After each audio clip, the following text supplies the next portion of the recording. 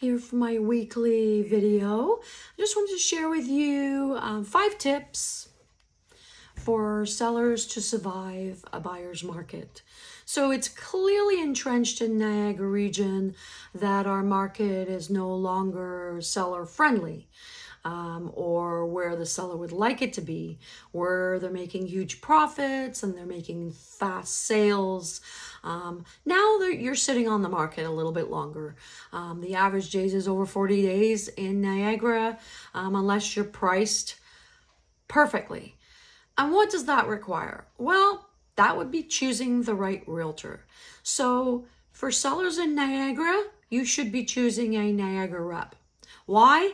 Because Niagara reps such as myself, we know the area, we know the community, we know a lot about the area. Outside realtors from Toronto or wherever they may be don't really know how to list a property in this area. And furthermore, they don't understand what's going on in the community because they're coming from outside of Niagara. Most areas outside of Niagara are still going through a bit of a seller's market. So why would you hire a rep that doesn't fully understand what it takes to work that listing? Because that's what it's called. Sometimes reps will buy a listing, and that's what they refer to as the seller says, I want an $800,000 for my home, when the home on the market today, its market value is not worth $800,000. It's probably jumped down $200,000, depending on where you are and what type of property you have. So you're not going to find a fast sale. You also need that understanding of a rep who wants to make you happy, but also to do their job properly and use their skill set. And there are many great realtors in Niagara, and that do understand the properties of which they sell. Also, the second part of that, number one, finding the right realtor, finding a local realtor, is to price it correctly. At that point, you really have to rely on the skill set of your realtor to come up with a realistic market value and still explain to you, may still have to go down depending on where the market is. We've just gone through another interest rate increase.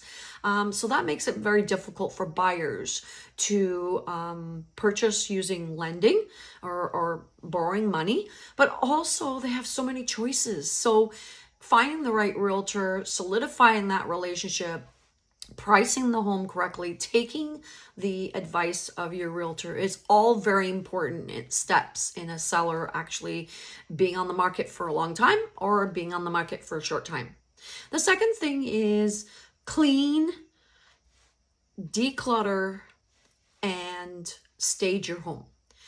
Those things really didn't matter as much in a seller's market. They sure as heck matter in a buyer's market. If your home is not decluttered and it's full of family pictures and it's full of trinkets and it's just so full the buyer cannot see past that stuff, the frou-frou, they're going to walk away, because there's other homes that are staged properly that will actually entice them to want to walk forward through the foyer area, through the living room, into the rest of the home, to actually consider it as possibly one of the top ones to purchase on their list. If you don't do that, you're going to sit on the market because it's too cluttered and people cannot see past that. And it may seem silly to say that, but it's like going into a store and not knowing what you really want to buy and seeing all these pretty things and walking out with nothing because you just haven't been able to make a decision because there's too many things bombarding your mind. The third thing is to create curb appeal. So do your landscaping. Don't have weeds in your garden. What does that imply to a buyer rep and a buyer driving up and walking up your driveway? Basically, it says, if they've got weeds everywhere, if their curb is not cut nicely, if their driveway is full of oil stains, all those things are a deterrent for a buyer today. So again, moving away from the seller's market, it's stating to you that you need to do more work. So if your garage doors are, let's say, coral is an outdated color from the 80s, and you need to look into a new color. Either neutralizing or neutralize the garage door and maybe do a pop of color, maybe red or green on your door to welcome people in. But if you've got faded paint, if it's severely outdated, people are just going to look at it and go, that's more work for me to do. If they walk up to a door and say, hey, I can move into this house. I really like this. This is very attractive. This has got curb appeal. Now they're going to want to walk in and find out what else is in the home to offer.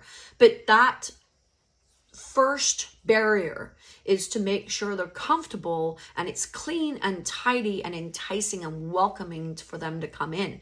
If it isn't, they'll just go, you know what, I don't even want to look at this house. And I've had it before, because basically it's actually stating to a buyer that you really, as a seller, haven't really cared too much about this home. You haven't put much work into it. So then the question would be, what else have you failed to do?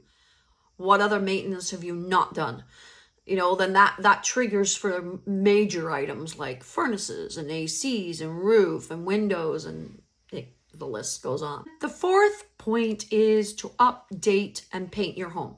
So again, moving away from the seller's market where buyers accept anything because there's fewer homes for them to buy, so they are satisfied with less work, or rather less upgrades. Now they want the work done for them. So that's the difference in attitude. So if your home has painted, again, I'm going to say that coral color because I've seen it, or bright yellows or whatever, you're going to want to repaint. And what do I mean by that? Paint the walls white. Paint the walls cream. Paint the walls light gray. Something that's not offensive, that someone can live with for a year or two before they have to repaint.